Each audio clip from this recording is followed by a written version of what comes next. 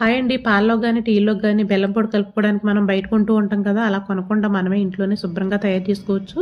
ఎలా తయారు చేసుకోవాలో చూడండి. మనం బయట కొనే బెల్లం పొడి ఎక్కువ రోజు నిల్వ ఉండడానికి ఏం కలుపుతారో మనకు తెలీదు కాబట్టి మనమే తయారు చేసుకోవచ్చు. బెల్లాన్ని ముందుగా మనం మంచి బెల్లాన్ని ఎంచుకోవాలి. కొంచెం ఎక్కువ రేటు తీసుకుంటే గనుక బావుంటుంది. ఇలా గట్టి బెల్లాన్ని తీసుకొని ఒక రోజు మొత్తం ఎండలో పెట్టుకోవాలి. ఒక రోజు తర్వాత ఒక క్లాత్ పైన వేసుకొని బెల్లాన్ని బండతో గాని, ఏదైనా రాయితో గాని చిన్న చిన్న ముక్కల కింద ఇలా పొడిలా చేసుకోవాలి. ఇలా చేసుకుంటే గనుక మనకి మిక్సీ జార్ పాడవకుండా ఉంటుంది. త్వరగా నలిగిపోతుందన్నమాట. మనం ఎండలో పెట్టడం వల్ల పాకం కింద రాదు మనం ఇలా కొట్టినప్పుడు. అందుకే ఒక రోజంతా ఎండలో పెట్టుకోవాలి. మొత్తం అంతా ఇలా గ్రైండ్ చేసేసుకొని దీన్ని కూడా ఒక 2 గంటలు ఎండలో పెట్టుకోవాలి. అప్పుడు మనకి పొడి పొడిగా వచ్చేస్తుందన్నమాట.